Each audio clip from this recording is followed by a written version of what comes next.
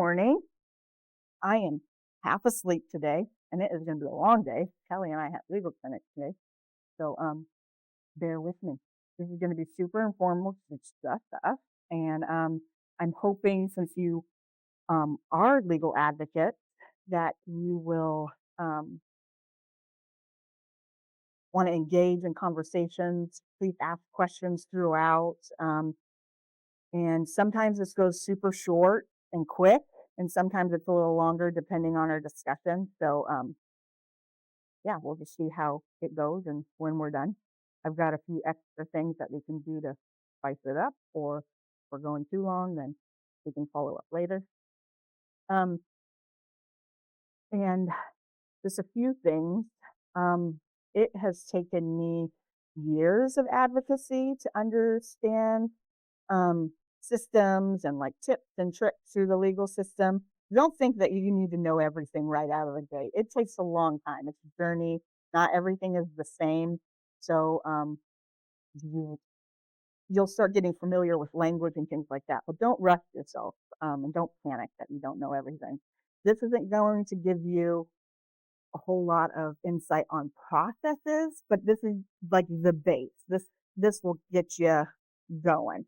And we kind of talk about different systems and legal processes throughout, but um, it's just a starting point. Okay.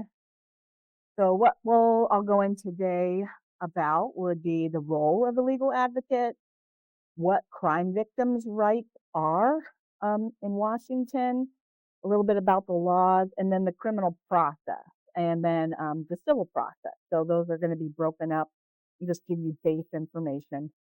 Um, and then, yeah, anything that you can think of as we go through, please don't hesitate to just blurt it out. That's that. All right. Go ahead and get started. Let me see. So, what is legal advocacy? Since we're talking about legal advocacy, let's actually look at what the WACs are. That's the Washington Administration Code. There's also there's like RCW, WAC. There's different terms for, but it's just laws, or it breaks down what the code is for that. So, legal advocacy is defined as a personal support and assistance with victims of domestic violence or sexual assault to ensure their interests are represented and their rights upheld within the civil and criminal justice systems, including administrative. Um, I also forgot to add that we're talking about legal advocacy. This is not something super fun and exciting and exhilarating. So a lot of it is boring, but important information and relevant to what you guys are doing. So, legal advocacy includes educating and assisting victims in navigating the justice system, assisting victims in evaluating advantages and disadvantages of participating in the legal process. And I mean, it's talking about safety planning, just thinking through the process. If you do this, what might happen in your life?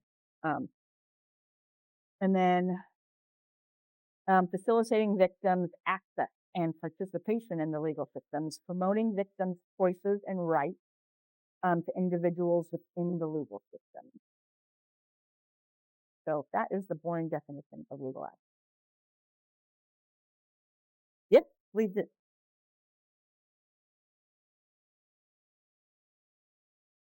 So that's the legal definition, but there are different types of advocates, right? You'll hear about advocates at the courthouse. Those are like,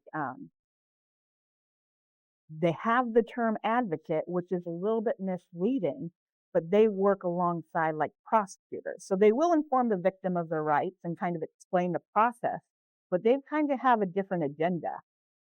They're working with prosecutors in like criminal matters and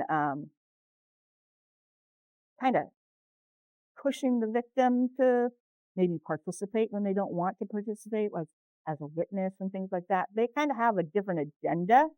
Us community-based advocates, We are giving options, clients, and they're making the decisions. We have no hidden agendas. We're just their support. They're making the decisions. So um, it's really important for there to be advocates at the courthouse that do that sort of thing. It's super important that they're also community-based advocates like we are, where we are just supporting the decision somebody else is making. You don't have any hidden agenda. So legal advocates cannot give legal advice. But what advocates can do is give up. We inform the survivor of their rights. We prepare the survivor for the legal system experience. Inform the survivor of other services and resources available. We do help survivors fill out protection orders and anti-harassment orders. This training isn't going to be going into how to do that. Every part of this is going to be an additional training and will be an additional training for my advocates and my team. So I will have trainings where we will go through the protection order. I'll explain what all of that language means, what is being asked, how to fill those out, because we need to be able to provide that service at SafePlace. So we can't, it depends on what the survivor wants to do. If they want to go to the courthouse and fill it out there, but they also need to be able to have access to that and have an advocate help them fill it out here. So we'll get more into that next month. So right now, if that comes up and they want a protection order, then they can go to the courthouse and fill it out there, and advocates can help them fill it out there at the courthouse, or we can, but they'll have a different thing on that.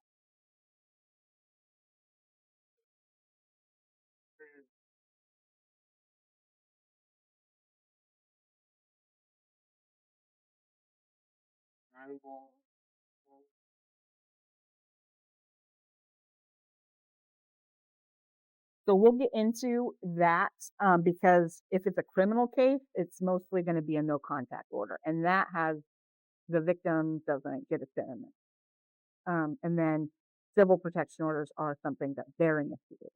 There's a difference, and and we'll break it down a little bit here too. But there are different orders and that process. Also, I forgot to say, I will use the word victim and survivor simultaneously throughout this presentation, just because legal, we say victim. That's how they are worded in the definitions and the law. And then advocates, we try and use the word survivor, but I'm meaning the same thing and I mean no difference. All right. And then we help the survivors get emotionally and logistically prepared for court and can accompany them to court. Survivors are their own best advocates. They're here, they're present, they're alive, they're safe. They've known how to navigate that their entire life and in their relationship. So they're their own best advocates. They're gonna know how they've managed to stay safe this long, and they are they're gonna know what's gonna best fit in their lives.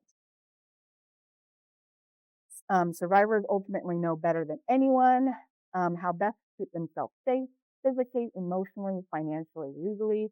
Advocates' goal is to present different legal options, explore the pros and cons of these options, and assist in safety planning around these options. And I will go more into depth of that later on.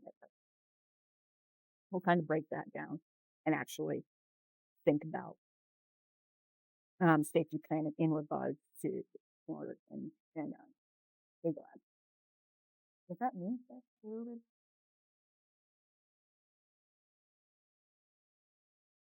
So, options over advice, information over opinion. There, people are going to ask you.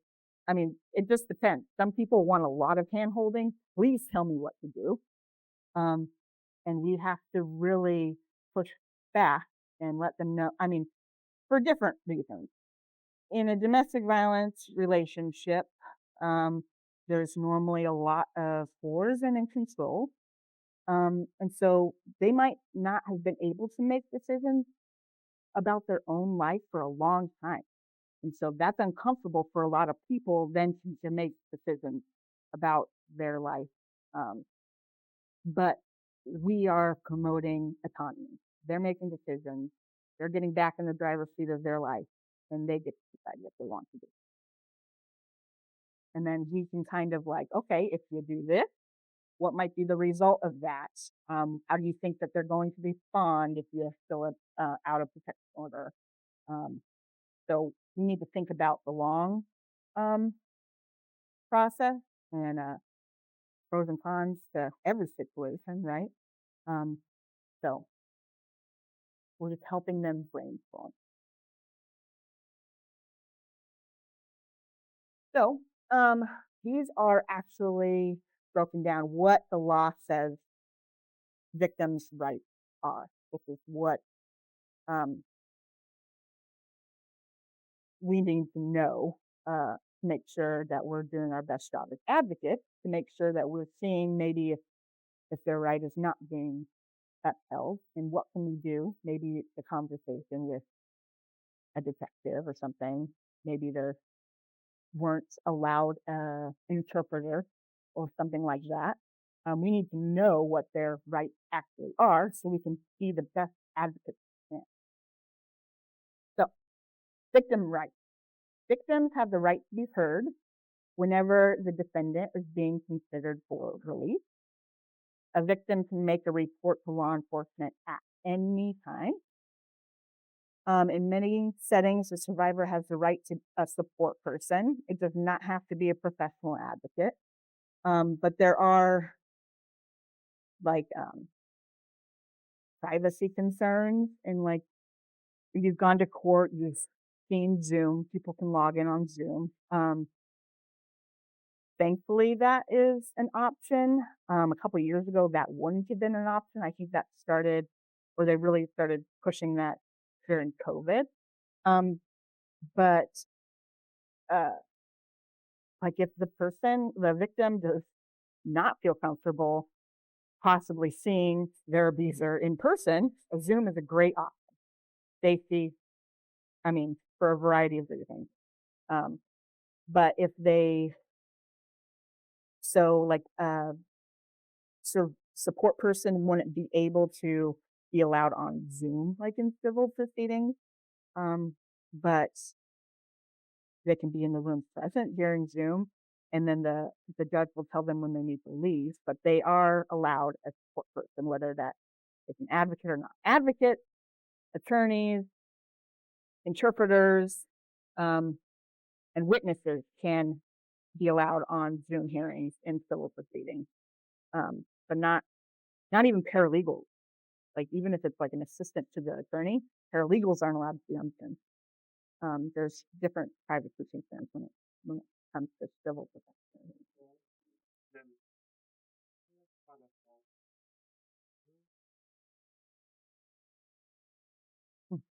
Mm-hmm. Yeah. I can log in any. I just have to present myself as an advocate from Facebook. Mm-hmm.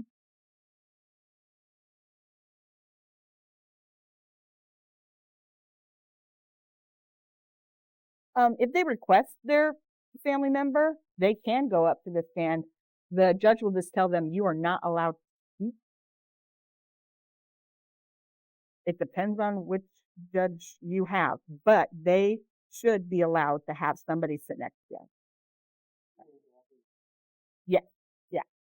Um, I always try and sit if I'm like going up to support a client. I will try and sit in the middle between the respondent and the petitioner. So, because you'll see, and I'm sure you've experienced in court, and I pointed out to you many times where the abuser will just death stare at them, intimidate them, make them very emotional. So I kind of I use my big body to block. I will literally disrupt their view. Um, and I just try and sit in between them. Even attorneys like that are representing respondent, respondents, and I've seen them just stare, and it's just an intimidation practice. But for our victims, it is terrifying to be in a setting like that. Anyways, any court hearing is infraction is stressful. So all of that plays big on shared emotions and crisis in the courtroom. So if they've experienced that in one hearing and they've got a follow-up hearing, I always suggest, just log in on Zoom. You don't got to see those people. They don't got to look at you. You're going to be in their presence. Go on Zoom. It's a great option. They can actually see the whole courtroom. You can see everybody, but it's not like they're like. Mhm.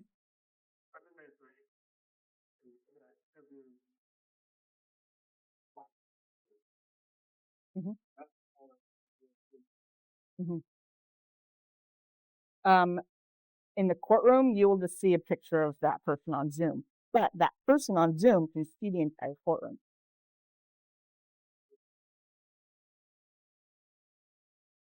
Yeah.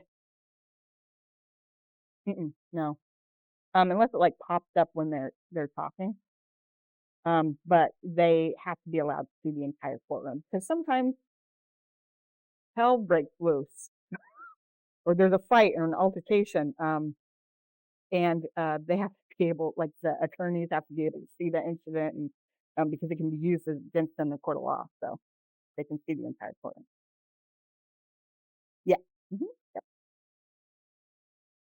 And victim privacy is covered in a range of laws. That's kind of what I'm talking about the Zoom thing. I'm not everybody from the public gonna hear on those, but all right. So the victim has the right to an interpreter in their primary language, and this includes a victim who is deaf or hard of hearing. Um, I've seen all sort. Interpreters in the court of law have to be oathed in. They have to be certified. It can't just be anybody willy-nilly. Just like in medical interpretation, um, you have to have that specific language because you cannot summarize law. You have to verbatim know exactly what you're saying and be precise about that. So that's why if you witness it, I mean, the judge will ask them for their oath and all of that, and their oath is on file, yada yada yada. It has to be they have to be certified in that.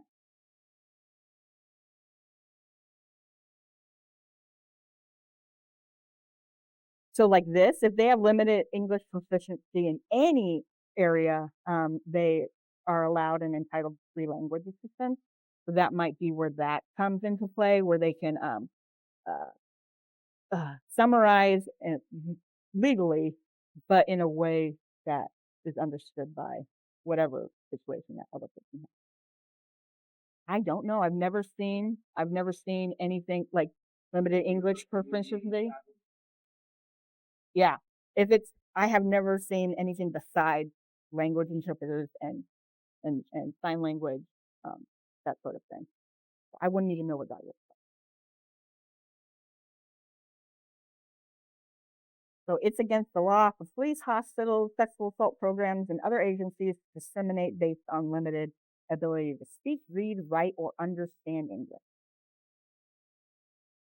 And some people, I have seen situations where they have another primary language, but they can understand English completely in the legal settings, but they might not be able to read it. That's when an interpreter can come in and assist the reading aspect of that. Um, and they normally give them a private room and things like that. And immigration status is not legally relevant as a victim of crime. So it does not matter if you are not documented here. Maybe you are on a visa with your spouse and their abuser. You'll encounter this a lot where people, I mean, you can understand that that would stop somebody from reporting crime if they are not legal, they don't understand the laws, they they are maybe their abuser is holding on to their documents or threatening them, or like they're going to get kicked out of this country and I'm going to take kids. So they don't report. But in a victim of a crime, immigration is completely irrelevant. Uh,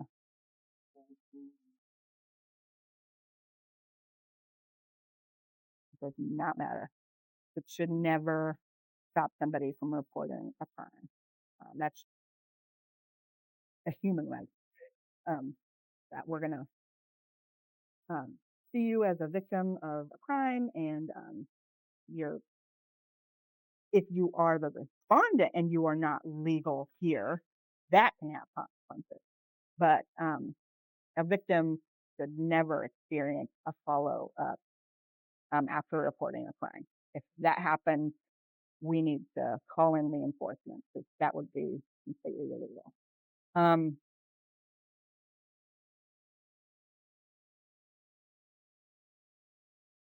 and so if they are found guilty, so if they are defined as like the respondent, um, the judge will tell them that this may um, end in deportation um, or follow up or whatever that looks like, but they can be deported if they're.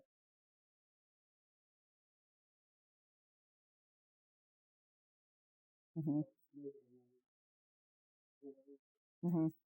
See, that is out of anyone's control. Um, you would think that the court would be able to be trauma informed enough to know that that's something that might happen, but that would be out of everybody's hands. Um, yeah, but yeah, I haven't. Hopefully, I don't come across that. But there's nothing to say that that wouldn't happen. Exactly. Yeah. Yeah, but if there's still like an active protection order in place that that victim got, then it wouldn't matter anyway. They would legally be able to continue with their life because they are seen currently as a victim of a crime, so they shouldn't be deported if there's an active case going on. So a person with a disability is entitled to reasonable accommodations. I mean that could be a ramp. I don't know. Um, Zoom. I don't know. But that's what they're like. Um, and then this is kind of a little tangent just because I was talking about the immigration stuff. But under VAWA, there are types of immigration relief specific to survivors of violence and victims of crime. If their abuser is a U.S. citizen, under the U visa, there are different types of immigration relief for survivors if the abuser isn't a U.S. citizen. But I will, I don't understand immigrations, the visas. I mean, that is above our pay grade. We're going to give them a referral and a resource for Northwest Immigrant Rights Project. That is what that program is for. Is to represent um, uh, immigrants with or without visas um, when they are considered a victim of crime and how to represent them in court or um, if their visa is connected to their spouse. Sometimes if they've got an employer, like an employer can pick up their visa and they can separate. But there's like all those intricacies that I'm never going to be super fluent in. That's when we call in our reinforcements for immigration support. And then this is just a side note. Uh, so anyone living in Washington State, documented or not, can have access to the justice system, right? We're not going to be worried about the immigration system, but like on protection orders, there are certain, like the other box, you'll see as you get familiar with that, they can check on there ordering the abuser to provide documentation necessary for the survivor's immigration application, because like I said, it's a very common tactic for as a form of control is to not let their partner have access to their own paperwork. So that can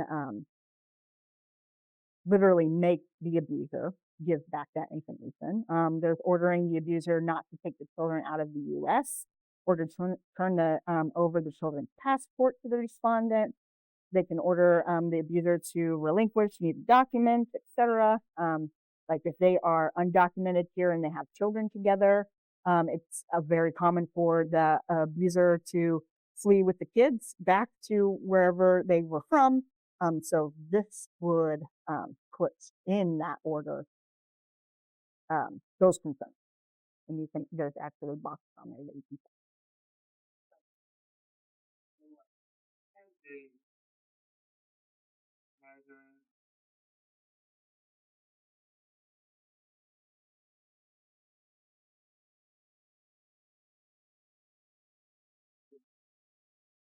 Mhm.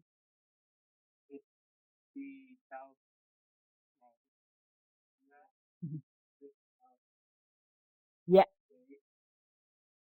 yes, and Northwest Immigrants Rights Project are that's their job. That's what they do is they can transfer um, visas and so they have no connection with that abuse and get a so they don't have to go back to wherever they're at. They can get citizenship a different way, different avenue, and that's what they. Hmm. Hmm. If they're a victim of a crime. Hmm. Yeah, sorry.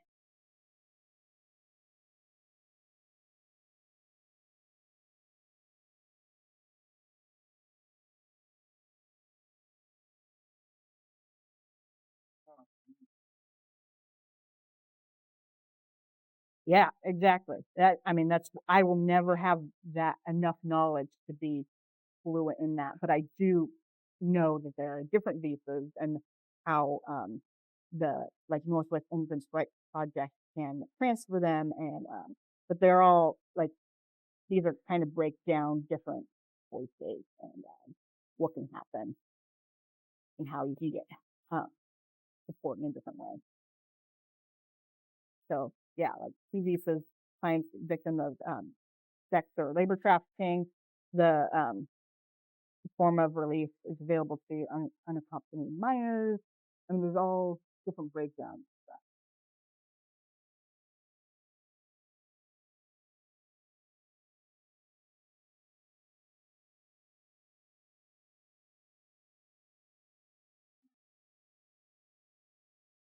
That's a lot of them do have very structured um, situations, and that can be uncomfortable and not option for certain individuals. Why I love Northwest Immigrant Care Advocacy because that is all they do. So that's a great resource. So this was kind of a little bit of tangent, but go back. So now I'm going to kind of explain the different courts, the level of court, the difference between criminal matters and civil matters, and kind of break that down a little bit just so you have base knowledge. I'm sure you guys know a lot of this. But, so let's see. The Supreme Court, right, is the highest form of any court. Appeals from the Court of Appeals administers state court systems. Then there is the Court of Appeals. Um, appeals are lower court, except those in jurisdictions like Supreme Court. I mean, they can go hand in hand. Superior Court hears all of our civil matters, domestic relations, that could be divorces or dissolutions, um, parenting plans, etc. There's felony criminal cases that are heard by the Superior Court, juvenile matters, and appeals from courts of limited jurisdictions. I mean, there's some communities that don't have a big court system, so some of their maybe municipal hearings are covered in the Superior Court in like more rural areas that don't have a lot of, but it um, usually uh, there is separate municipal courts, and those are for like misdemeanors, criminal cases with traffic, non-traffic, parking violations. But they can also be heard domestic violence protection orders depending on their community. Like in Lewis County, um, our uh, domestic violence protection orders were heard in our district court and not our superior court, but here in Olympia, they're heard at our superior court. So, and then civil actions of $75,000 or less, and small claims normally just. Mhm. Any questions about that? Mhm. So, um, criminal versus civil legal system. Legal advocates need to understand the difference between criminal and civil legal systems, which include, and we'll kind of break it down throughout the slides, but I'll break it down between who's typically involved in these cases, what's normally happening, and then the possible outcomes between criminal cases and civil legal cases. Did you get that handout here? How about go into this card? This is just kind of a cheat sheet of court orders. I can go through this. I don't know if you want a copy of that.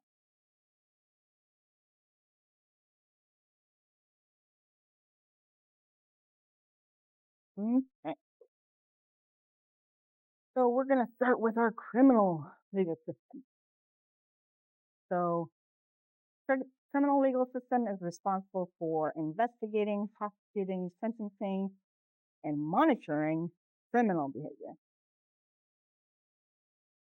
A lot of abusive behavior is also criminal behavior and may be dealt with in the criminal system. So maybe, an actual physical altercation happened, or they got the police involved somehow for some situation, and the respondent or the abuser gets arrested. Now it's a criminal matter. Um, they can also take actions civilly while also going through the criminal system. And there's pros and cons to both. But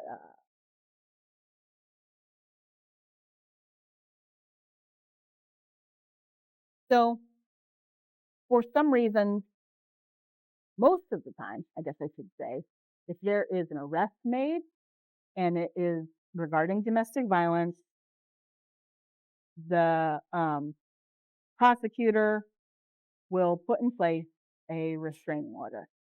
The victim has no say in that whatsoever. It's pretty standard, and but in case that doesn't happen, and so the person's going through the criminal system because of the assault, the victim can get a civil protection order in place also to further protect themselves. So that would be something they're doing civilly while the abuser is going through the criminal system.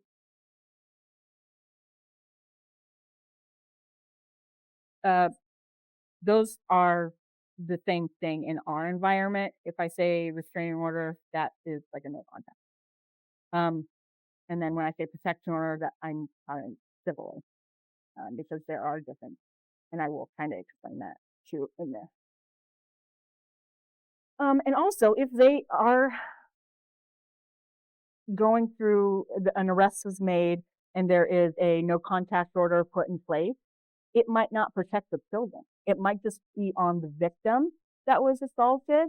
And so that's when the other parent, the victim, can apply for a protection order on behalf of their children. So that would be when you have a restraining order or no contact order and a civil protection order. Some abusive behaviors are not defined as crimes and will not be addressed by the criminal legal system, but the civil legal system may have remedies that are helpful. So that, like, if there wasn't police called, there wasn't an arrest made, um, and but there's maybe financial abuse and control, and they want to take out a civil protection order, um, they're not going to be going through the criminal system, but a civil protection order might be helpful in that situation.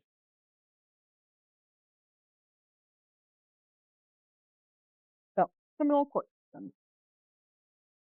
A matter comes to criminal court when a criminal statute is violated. A law was broken. Assault, um, uh, violent situation, a sexual assault, crime was violated, and that will go to the criminal court if they are arrested. Not even if they're arrested. I mean, if they broke a law, um, they might not have gotten arrested, but they might be like ordered to go to a hearing, or they might be sued for something. Domestic violence victims are usually involved in the case as a witness for the state when the police arrest the abuser for domestic violence related crime. There are going to be situations where maybe a neighbor called the cops, the victim did not call the cops, and they did not want the cops to be called. They did not want an arrest to be made. Um, but it happened, and now the prosecutor is going to want a statement or for the victim to be a witness. They do not want to be involved in that case because they didn't want that to happen to begin with, right?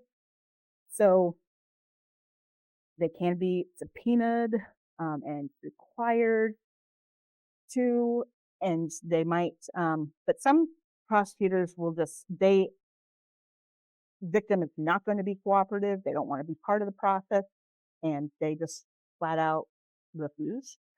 That's very common, um, and they can uh,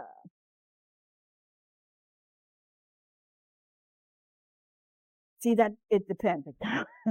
um, if you have the worst prosecutor ever who is not trauma informed and doesn't understand the dynamics of domestic violence, they could, I mean, see you as a contempt of court and arrest you if you refuse to subpoena. Most of the time, in my experience, um, prosecutors won't go that far.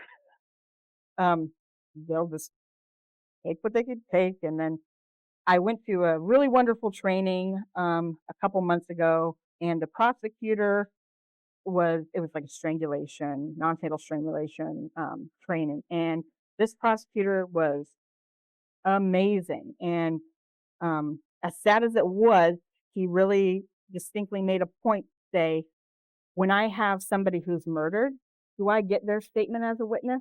No.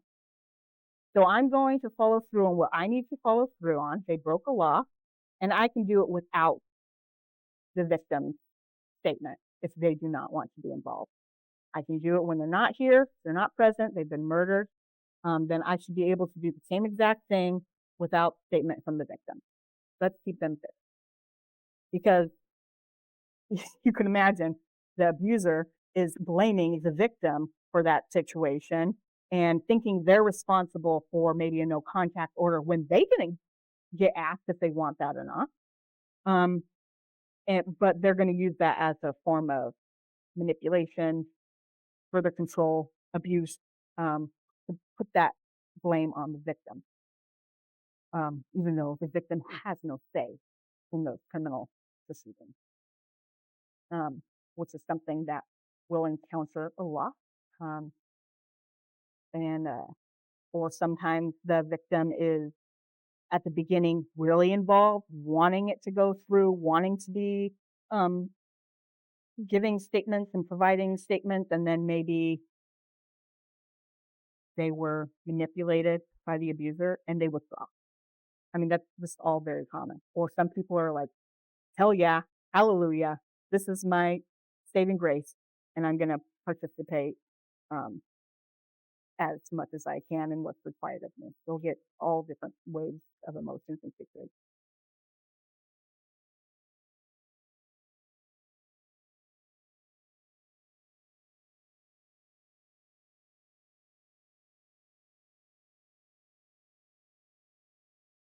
In both cases, restraining orders and protection orders, they're one way. Okay, they used to be like, you guys can't talk to each other, or whoever comes into the store second is required to leave. But now it is only one way. If the respondent is in a grocery store with a packed cart or even in the checkout line and they see the victim come in there, it's their responsibility to pack up and leave. If I am the victim and I am trying to contact the respondent, I can't get in trouble for that. It's if the respondent responds, he can be in trouble for that, which is a huge concern for a lot of people who maybe they got out protection orders against each other, and it's really hard to decipher who is actually the victim and who is the abuser. That can be really complicated, um, where the person who is identified as the respondent, so the abuser, is afraid that they're going to get trapped by the victim and trying to get them in a situation where they can further abuse them through the legal system and uh, what like it's recognized as a violation of the order. Um, so best practices to just absolutely not communicate with each other, but um, I mean sometimes the legal system gets it wrong, and those situations will come up. Uh, like for example, I had a gentleman that I was working with that they got protection orders out against each other, and since he was a male, he was so worried that he was going to be perceived as the abuser and not the victim. But luckily, our commissioner really was thorough, and it's the he would ended up being able to prove that he was the victim of that situation and not the abuser. And the woman that was involved, his ex, I mean, like, uh, it was so complicated. She got a protection order against him, kicked him out of his own house that he owned, took his car on the the protection order. So she got his house. He had to live in an Airbnb, and bounce around until he could go through the system and prove that he was actually the victim. I mean, she even like he had a bunch of rental properties. Um, she, and I think this is what kind of proved his point. She changed the password to the banking system that all of that rent goes to so he could pay the mortgages. Changed that password, collected his tenants' rent money and pocketed it, and and none of the mortgage was paid. So you just yeah, and so it got a huge deal. But I had to go through this whole system with him, and it was so messed up. But I mean, it just showed, yeah, and that was I think the nail in the coffin because there's no reason for that to happen. He ended up getting his residence back. He ended up getting his protection order against her. Hers was dropped, um, and she has more consequences now on a criminal level for breaking law and things like that. But she was just his girlfriend, um, and they hadn't been together for very long. He, she took over his entire life. And not only was he a male, but he was concerned because he was a black male in this community, and he also had autism, he's on the spectrum, so it was so hard for him to so, we prepared at length, and he wrote out scripts and statements, because he was so worried, but not all the time does the system get it right.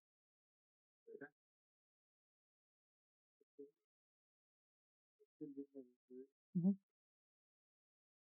Yep, yep, yeah, if that's their shared residence, doesn't matter for how long, She doesn't have, if she's considered the victim, you would see why it would be helpful in a lot of situations. I shouldn't have to be homeless because you beat me up. So it does protect, not forever, but temporarily. She can stay in the house that they shared together, and he would be um, removed if she put that address as a protected place on her protection. Yeah, yeah. If she put it on, hmm yep, it's a mess. But I gotta go. We gotta stop here, and I'm gonna do my appointment, and then it shouldn't take more than a half an hour. So come back at 10:30.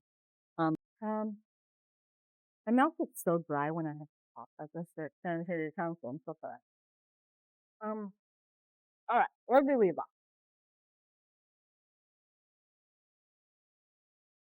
Okay, so criminal court, a matter comes to court, criminal court when a criminal statute is violated. A law is broken.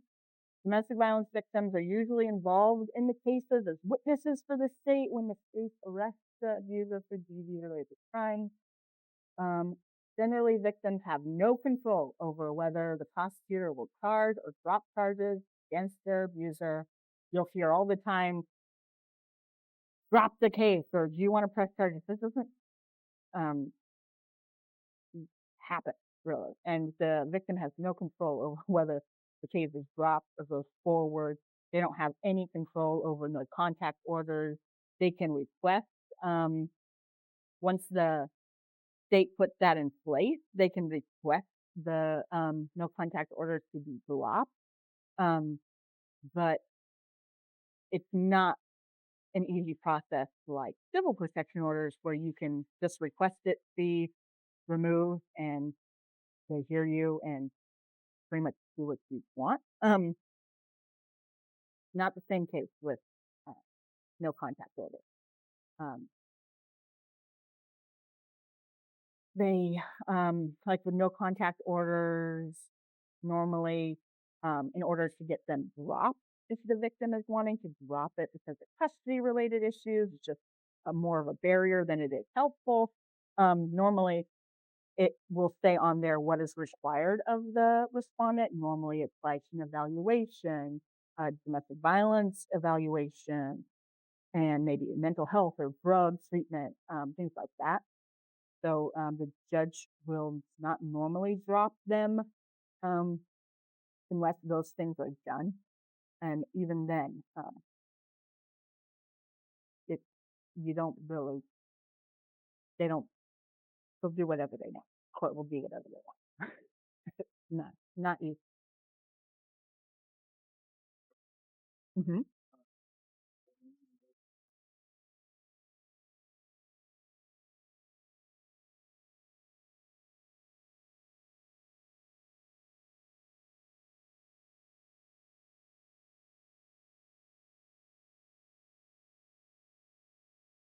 Yeah, if you have a good, well-informed, trained prosecutor, that's how I would love everyone's experience to be. But you don't get that same um, from everybody. But prosecutors, they will ask you for your input. They will ask you if that plea deal is acceptable to you, and they might take what you say into consideration. But in the end, it's what they want to do. Yeah. Hmm. Guilty in criminal matters means beyond a reasonable doubt. That is the burden of proof, beyond a reasonable doubt. In civil, you'll hear it is the preponderance of evidence, meaning more likely than not. In these cases, these are all represented by attorneys, defense attorneys, people who have that knowledge, right?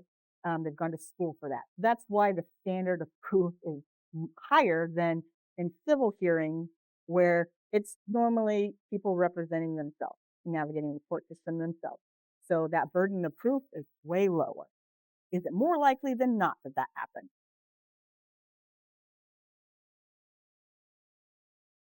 So in summary, who are the parties in the case? Government versus the defendant, state versus the defendant, not the victim versus the defendant. Which people are typically involved? Prosecutors, defense attorneys, public defenders, defendants, victims, and witnesses. What's happening? Defendant is accused of committing a crime, whether it's misdemeanor, gross misdemeanor, felony. That's what's happening.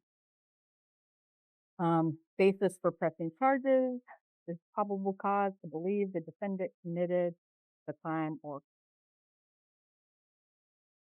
burden of proof. Prosecutor must prove beyond a reasonable doubt that the defendant has committed the crime or crime. Possible outcomes in criminal cases would be jail, prison, probation, parole, fines, evaluations, like DV evaluations. Loss of rights, gun rights will be removed almost standard in these cases and even in civil protection orders. So it almost goes hand in hand with the loss of gun rights.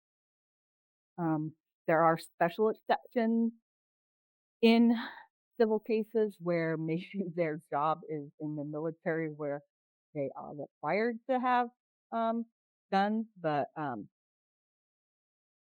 even within, doesn't care if you're in military and that's part of your job.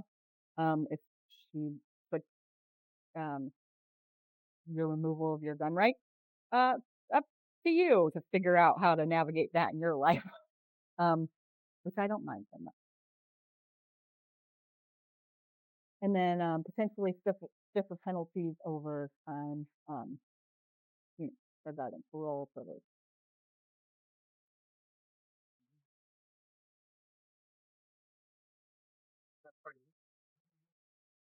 Yep,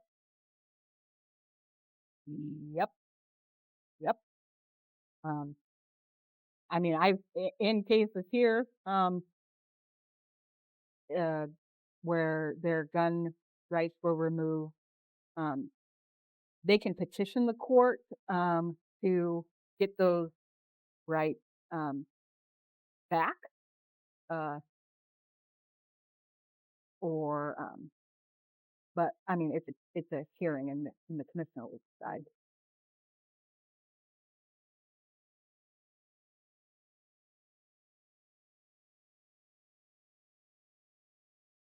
So weapons are like if you get a temporary emergency order, they won't determine anything but regarding your gun rights at that time. That'll be decided at the full hearing. No, not every time.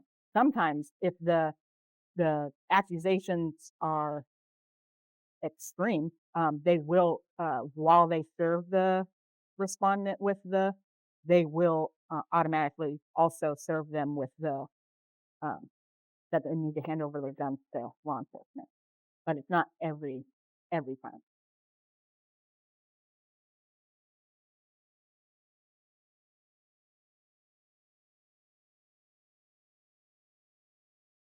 Um,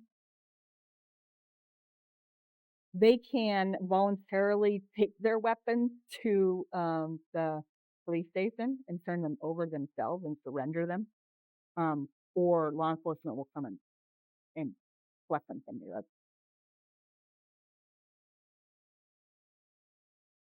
Yep, that's normally like most times I've heard it is um, they got that protection order uh, granted against them, and now they're going back to work and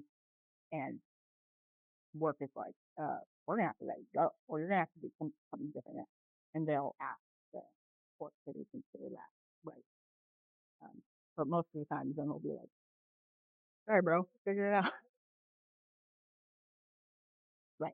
And sometimes they can. I mean, I don't know all of the ways they can restrict it, or maybe let's just allow it at work. I don't know how that works. Um, it's pretty much all or nothing. It makes sense for that.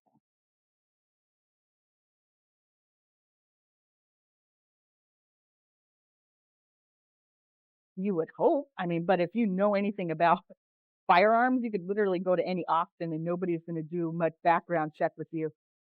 Yeah, I mean, I remember I bought a gun from my high school boyfriend and, but I put it in my name because, I was 18 and he was about to be 18 or something like that, and that gun is just out there in the world, and it's assigned to me, and I mean, it's been 20 years since I don't know how where that gun is. If somebody gets murdered with that and it's gonna come back to me, I have no idea, because you can just I mean, anybody can get away.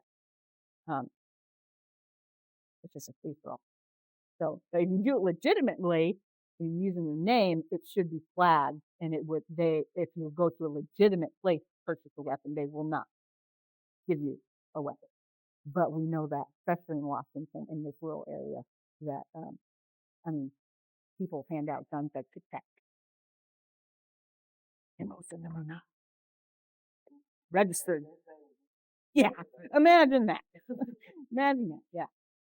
Um, so this is kind of just a little breakdown of criminal process is a whole lot longer than any civil proceeding. Um, there is recording and then the interview with the victim or the police prosecutor. If they didn't already arrest the suspect, they're arresting them now. Charges filed, arraignment, defense interview, case um, setting hearings, omnibus hearings, trials, sentencing. It could be drawn out, and that's not even including continuances and like all sorts of stuff. This is a lengthy process. That is why a lot of victims start out wanting to be super involved and they realize, holy shit, this is super traumatic. I cannot, I, and they escape. Um, they don't want to be involved anymore. I mean, mentally, could you imagine? You already go through this crazy traumatic experience, and now you just got to relive it constantly for however long. Nope.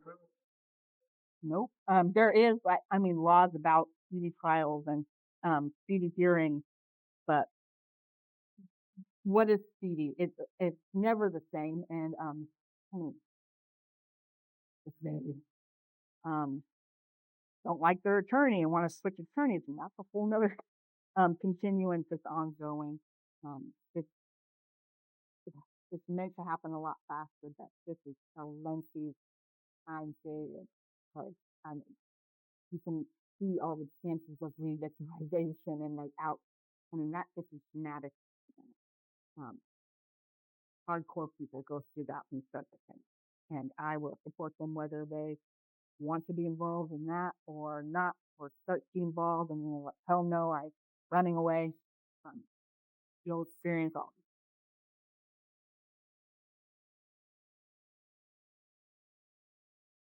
Yeah, yeah, that depends on the defense plan, right? Um, people are, yeah,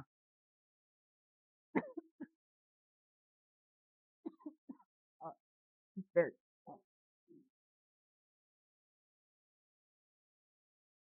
I don't know about witness tampering intimidation of the witness all the time. It's very, very hard to look through that. Mm, Um, and then if they are committed to it, that's for them throughout that. And you guys will get additional training on um, because as our DEHRC program is up and running, we will get tons more referrals from our local law enforcement.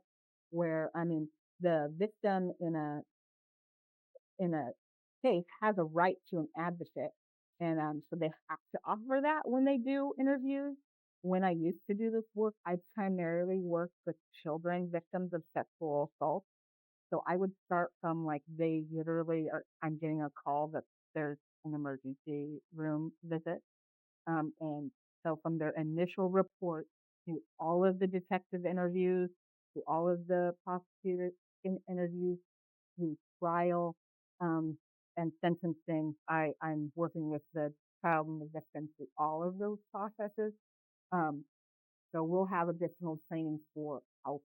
what our role is as an advocate during those processes, but it will be something that is going to be more common um, at SafePlace with mine.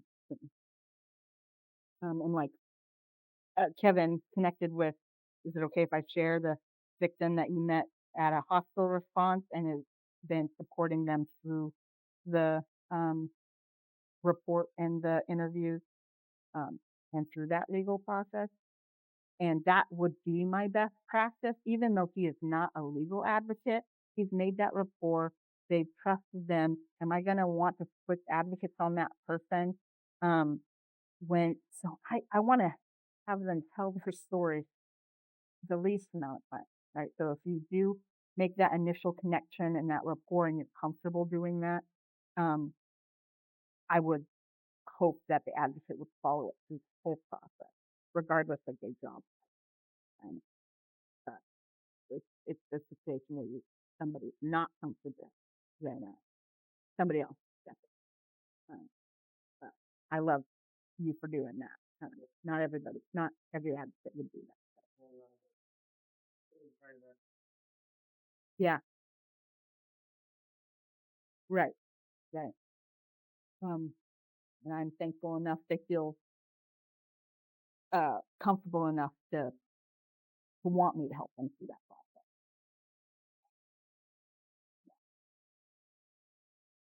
All right. So now we'll get into the civil case. So this involves non-criminal problems known as civil matters. I mean, technically, most of them are uh, law-based also, but maybe they didn't call the suit um, um, for whatever reason. But they need to take them to their own. So a civil matter generally involves private parties, private people. People, corporations, or government voluntarily bring issues to civil court. Um, like that would be, I mean, even small claims, or people owing money. So both parties must comply with the ruling of the court. Um, and generally, I mean, it doesn't matter your opinion on the law. The court, I mean, the ruling of the court is the same in civil court as you judge in a dispute. It has the same authority. Generally involves property ownership, liability, and legal relationships like marriage, child custody, divorce, dissolution. These are all things that you don't need an attorney to represent you. I mean, I personally did my entire parenting plan and dissolution on my own um, because I did not have money for an attorney. It meant for that to happen where you can self-initiate that. So each party can hire a private attorney if they can afford one, but it's not necessary to have an attorney in these cases. Um, if in protection order hearings, if the defendant has got legal representation, um, that's the only time when a victim can ask the court for a court-appointed attorney, and the judge can decide if they'll allow that or not. And it is then will always almost always allow a victim to have a court-appointed attorney, but that can only be requested or given if the respondent has legal representation. But a lot of victims don't know that, so I always try and let um, our clients know that they can request it. Because you can imagine this is individual having to go to court and explain the circumstance, and you've got uh, having to go back and forth with an actual attorney. That's very intimidating. That's why they give the option to get done in those civil technology. The judge decides who wins based on the preponderance of evidence. Again, more likely than not that happens. Generally, sentencing or jail are not results of civil rulings. However, people can go to jail if they defy a civil court order, ruling, or are found in contempt of court. Um, if they are continually breaking that protection order, they can go to jail. It's actually more common for people to go to jail from breaking a civil protection order than breaking a no contact order, because almost always will people be arrested in civil protection order hearings, but no contact orders, if they violate that, against, if that's through the state, it's like a whole process to prove that. And then not all the time are those people actually taken to jail for violating no contact orders. But it is more common for people to be go to jail in civil. Previous survivors enter the civil court system when they seek divorce, settle property dispute, custody, or file for a civil. Then it is initiated by law. So, civil protection order petitioners, judicial respondents, who typically involve private attorneys or pro se, meaning people who are representing themselves. And I do have a cool little handout when I'm explaining um, representing yourself. This is a good cheat sheet to go over with clients. It gives you tips and tricks and explanation on self-representing persons in civil proceedings. So these are super helpful to go over with clients when they are wanting to safety plan or think about if they're wanting to take that step to file that protection order.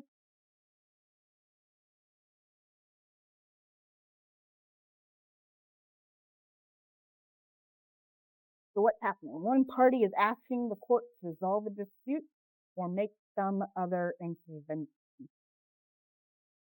Examples would be personal injury lawsuits, divorce and child custody cases, small claims, action lawsuits, and possession. And again, preponderance of evidence that the other party has done something wrong or that relief is warranted. Possible outcomes may be pay damages, fines, and fees, division of assignment of property, assets, debt, or rights, child custody, visitation arrangements, mandated evaluations, order to stop, start, or continue doing something, or contempt of court with possible good. So I don't know if I have it in here, but again, no contact orders are in criminal cases are pretty much um, no no contact at all. They're very cut and dry and specific, pretty much like all or nothing. With civil protection orders, people don't understand the flexibility in protection orders. Um, they can, it's really limitless on how you can create a protection order in your own personal life. I've experienced people wanting to stay in the relationship and stay in maybe the same house as co-parents, but maybe they do not want just any more harassment. Um, and if they are awarded that protection order, they can stay in the same house. They can do the same thing, but maybe communication is tracked on a text. And if it gets harassing um, or abusive to the victim, then they can be held accountable for that. And but I mean, it is limitless. It can involve custody and transportation to visitation. I mean, it could be literally 1,000 feet away, no contact, phone, email anyway.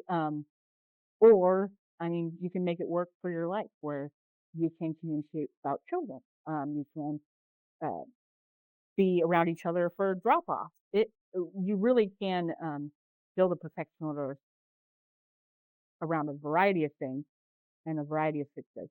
It's not all or nothing. You can make it work for what you're needing.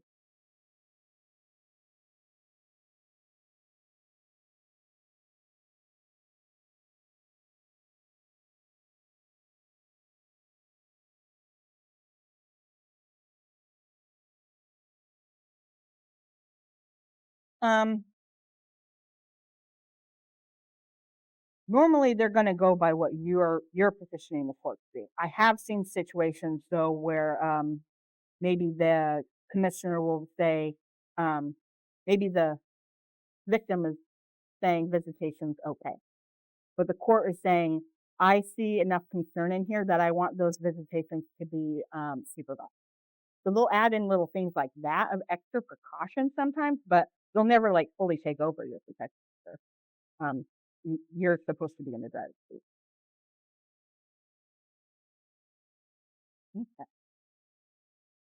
So, and this is kind of the flow chart of protection orders. These are meant to be quick and efficient, and done in 2 weeks or um, 3 weeks, I guess. Like when you do your initial temporary protection order, um, if it's granted, then they will have that full hearing 2 weeks later. But as you guys have experienced, there are a lot of continuances that go on to that.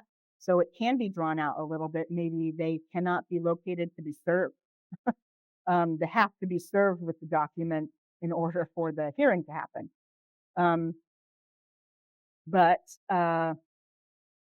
with serving issues, there's a lot of options for that. If somebody just can't be found, then you can request the court electronic service, and that could be done in a variety of ways. There's situations where there's just absolutely no other alternative to serving them and finding them. So I think the last ditch effort is the commissioner can allow public service, where if you know what county or city they are in, um, then you can put it in the local newspaper, but you're responsible for those costs, and then they can move forward with the case that way. Those aren't very common. That's the last ditch effort, but they will try different approaches, whether it's electronic signature, a third part, I mean service, a third party service, personal service from law enforcement. But the victim is never going to serve them personally. That would be not okay or safe.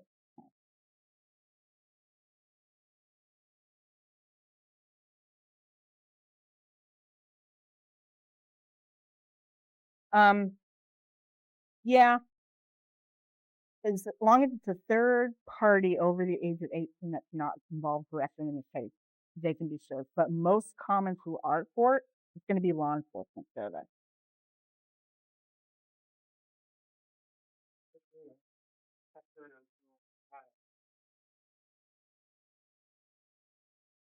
Um, it's always like 2 weeks out.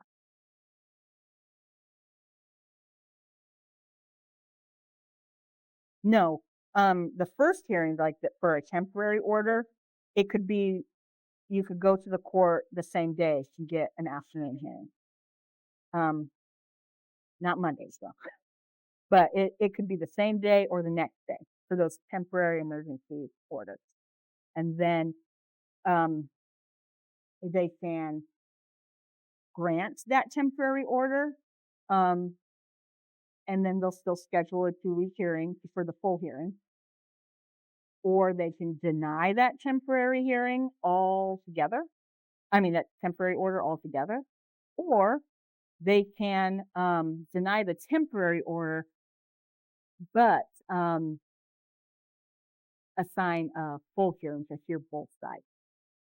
That's very important when it comes to safety planning as legal advocates, because um, if the temporary order is in place, granted, um, no harm, no foul.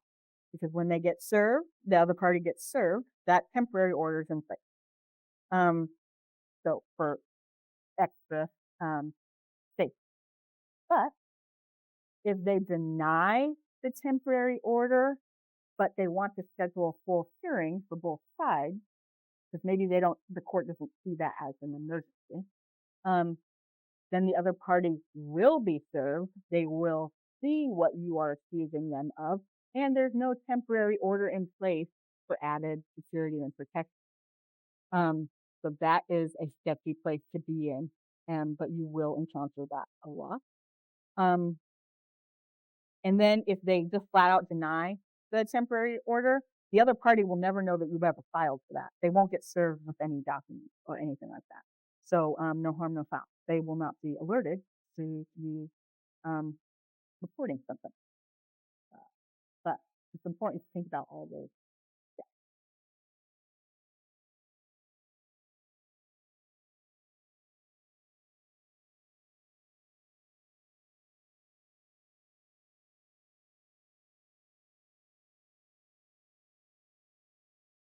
No, not necessarily.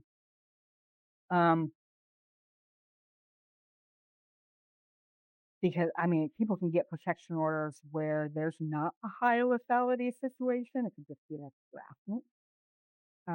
So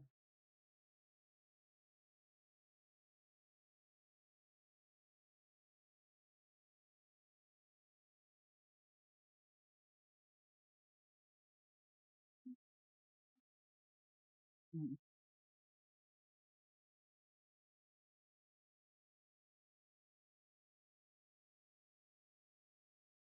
right,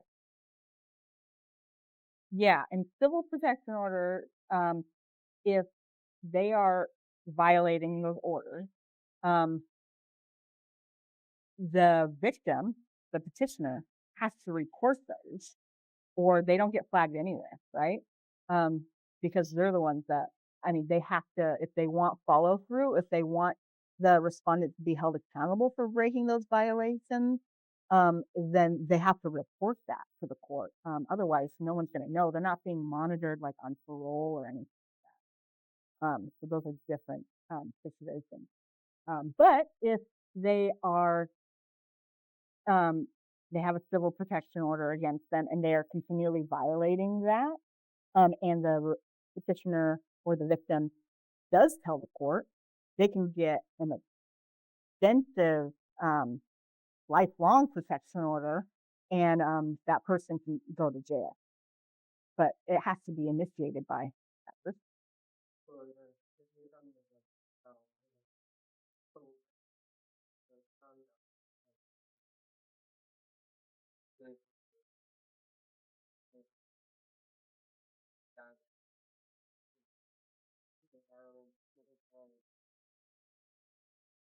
Hmm.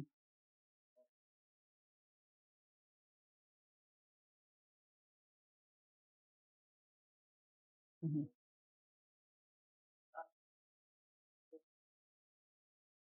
Hmm.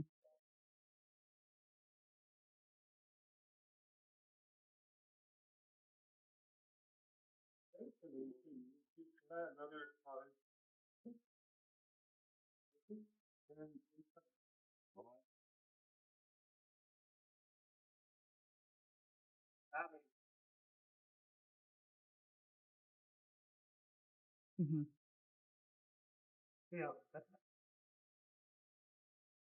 Yep. Um, will have to be huge red flag. And for a lot of court, they do look into that history and that background, and they will make different judgments. They will up their bail or no bail. And then when our DVHIT program is in effect, those danger assessments and those reports are meant to put more um, accountability on the abuser. It will likely turn into, I mean, it can, it goes through the whole court system with them. And it will help determine things like no bail and give validity to those situations or parole or monitoring afterwards. Those it'll just help give more authority and more background on those conditions of release. That's the goal.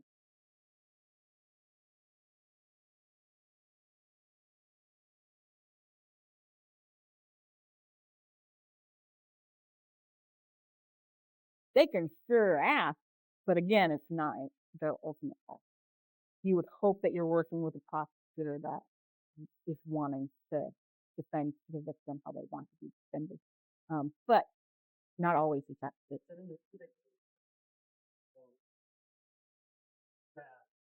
Oh, civil.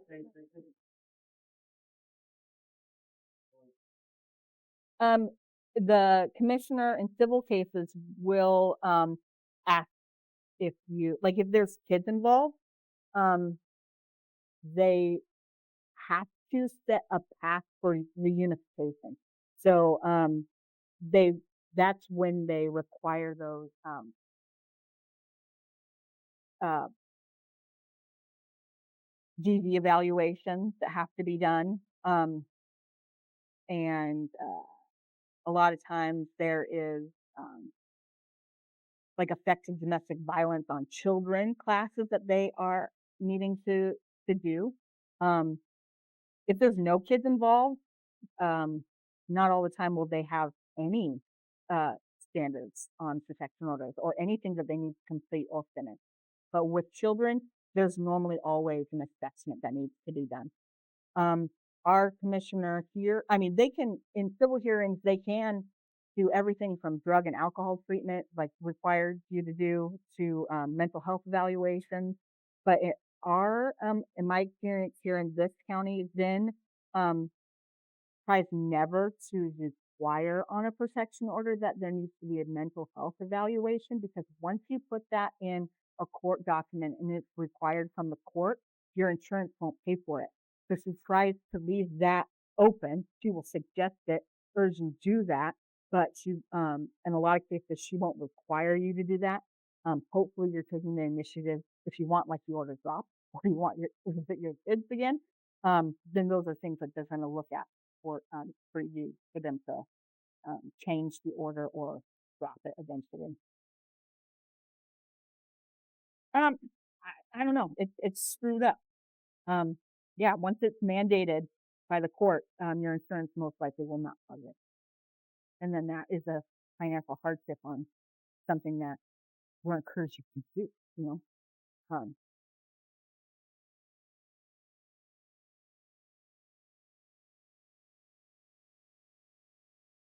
oh yes, it'll ask you on the protection order what you think is relevant, something that you want done. Um, I've never seen yeah, um, yeah, and I literally have never experienced that where, um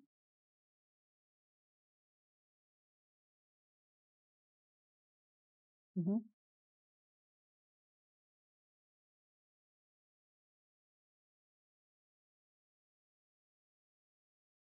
mhm, yeah,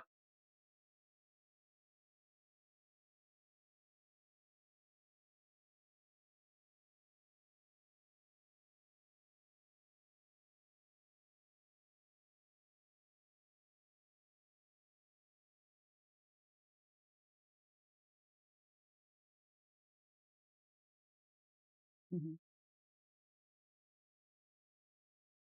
right, so I know that it is a possibility, and that it does happen in situations like that where, like, repeat offenders, probably for a variety of people, um, they can enforce that,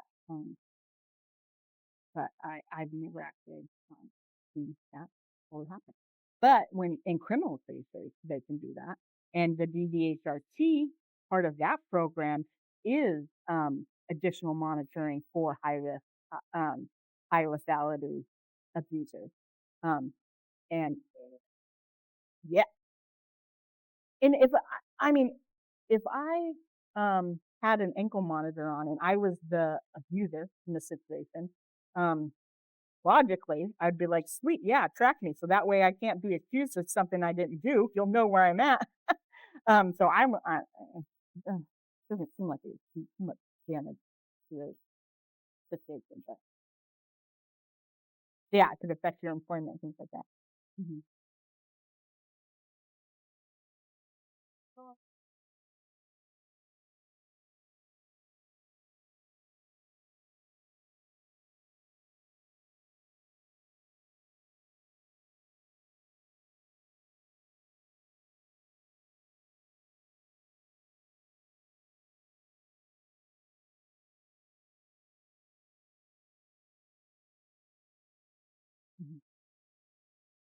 report it, and then there'll be follow through.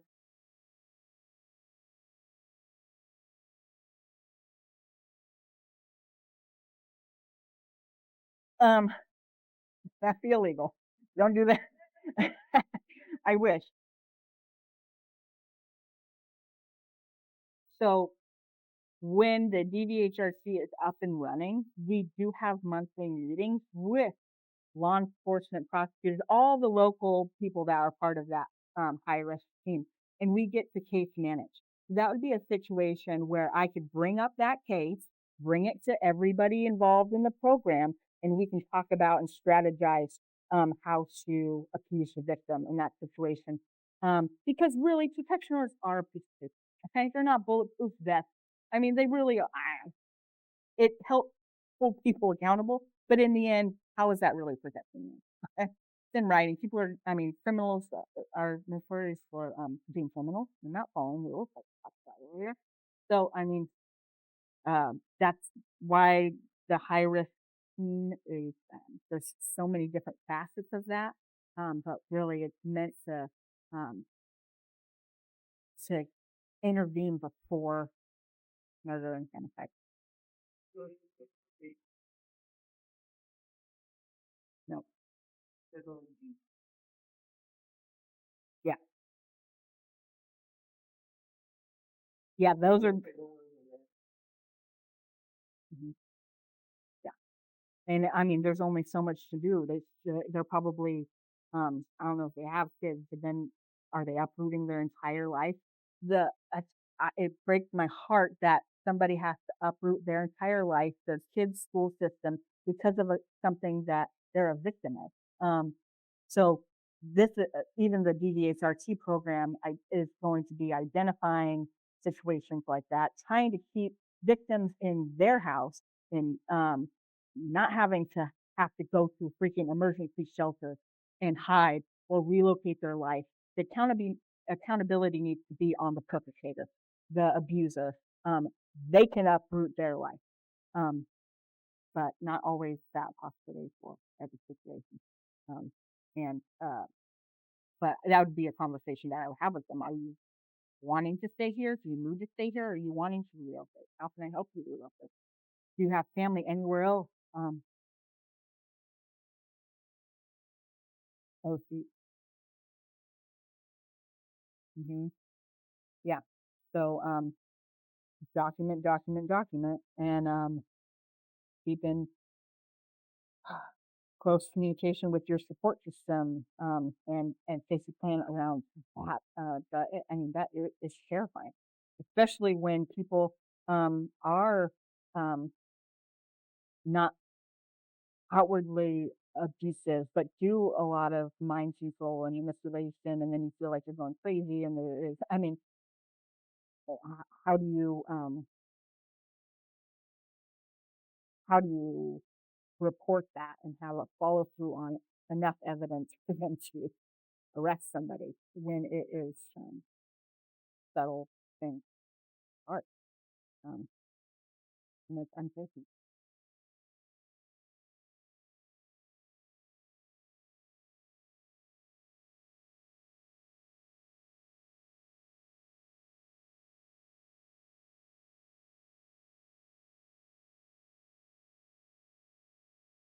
Yep.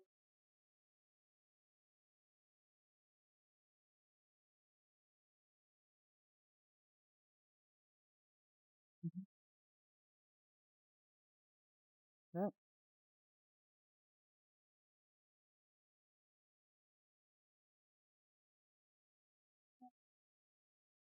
Mhm. Yeah. And that's why a lot of people maybe start the process of the protection order, and you'll notice they don't come to the second hearing, right? Because of situations like that where they're like, forget it, drop it. That was way the bad decision. See, that's why I try and have those conversations before any decision is made. Let's think about that. And I do have more added to that around safety planning and things to think about before you're filing for that protection order. Because it does sometimes, sadly, in this situation, amplify things because abusers and controllers kind of don't like when they lose control. And that's when shit hits the fan and scary things happen. Exactly. Yep. I've kept myself alive this long, and kept myself safe. Um, and now it is out of my control. And now my abuser is feeling out of control. And exactly, yeah. I mean, and it so you'll see people. Um, what's it? Oh, the finally phone. That's a big tow truck for that car. Or maybe they're not on that. Oh, I know. I know. That's why I was like, that's like the size of this building. Um, but yeah, victims will change their minds because of situations like that, and or maybe they even in criminal cases they'll go into hiding, or they are realizing that it was probably safer to continue the relationship at that moment, and so they will go back to the abuser, and that's when advocates we don't give our opinions. How can I support you where you're at with what you're wanting to do right now? And that's what we will go over and think about and brainstorm about. Um, but mhm, mhm. I know. I mean, the dynamics of domestic violence are so deep and so, I mean, so deep rooted. And manipulation and control is a heavy thing, so to say. And sometimes it's easier just to shut your mouth and go back home and walk on eggshells.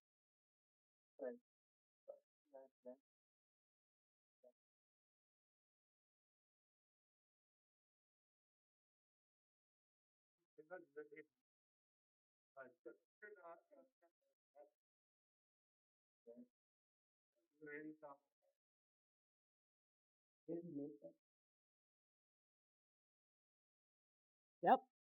And or alternatively, where they literally need to put something in place, so because they are preparing to leave. How am I doing it? What am I doing?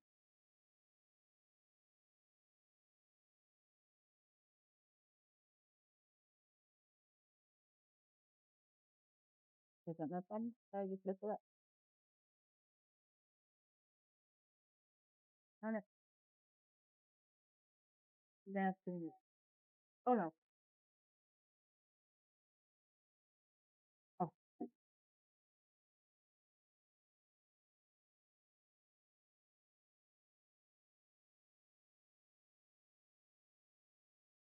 oh, and then this is just a follow up to protection orders, civil protection orders. So you can ask for a renewal 30 days before the expiration. If they a revision is if you do not like what was the judge ordered, you can ask for a revision within 10 days. Then there's realignment. Um, where you'll be in the middle of the hearing and the commissioner will realize that maybe the victim is the one being accused, but they're the true victim in that situation, and they will realign the protection orders. They'll be like, "Oh hell no, yours is denied, yours is granted," which is kind of a situation that I was helping that gentleman in. But they both had a protection order um, uh, against each other, and uh, the commissioner realigned it where hers was dropped and his was awarded. No, this is literally that's not an additional hearing. That's like while the judge is hearing that case, they can automatically switch it. Um, uh, but that's the only thing that could be done in that hearing. Like reviews, reconsiderations, or appeals, those are all done in additional hearing. Realignment though can be done right there on the spot by the commission. It would be something like a modification, um, not complete. Yeah. And then, yeah, but modifications happen all the time, where they're, we're co-parenting, and then they've done all their evaluations and their treatment, and the victim is feeling safe enough to modify the protection order to uh, unsupervised visitation or longer visitation, things like that, or just be less restrictive, or they could be opposite, where maybe they were doing supervised visitation, and the supervisor was like, "This is not healthy for these children, and you stop this immediately." They can ask for a motion to modify to put in more restrictions. Mhm. At any point. And motions to modify can be filed um, as the petitioner or as the respondent. Either side can file for modification.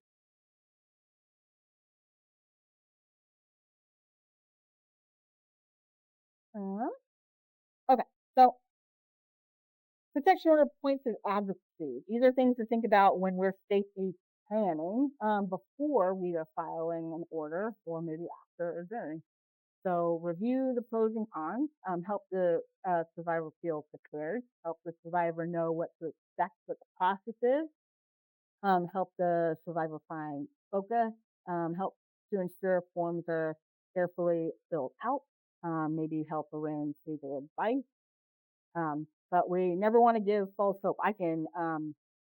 A lot of my clients will ask me, um, what, what's going to happen. I mean, I can give them um, what I've seen standard happen. But again, I'm going to say it is up to the commissioner to decide ultimately what they're going to do and how that's going to work.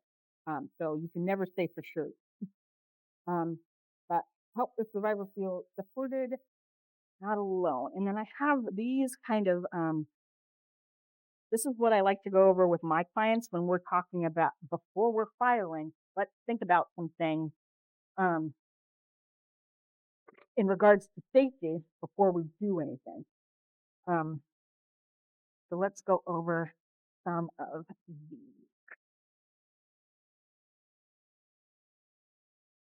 And this is what I mean by, let's go over the pros and cons.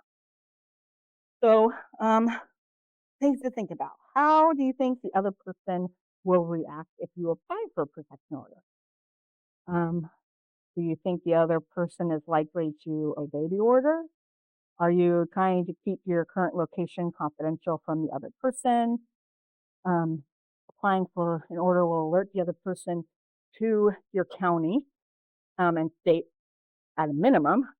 Sometimes you can, if you go into the courthouse and you let them know you want to keep your address confidential, or maybe you're part of the address confidentiality program, then they will completely remove your address from any legal documents. The respondent won't have access to that, but it is something to consider.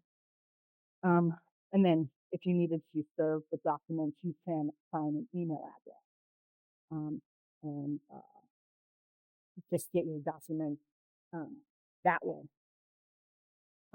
So yeah, yeah. So with address confidentiality program, you have to be a designated agency allowed to do address confidentiality worksheets. The Safe Place was approved to do those. And there's not very many in Thurston County that other places that you can go to.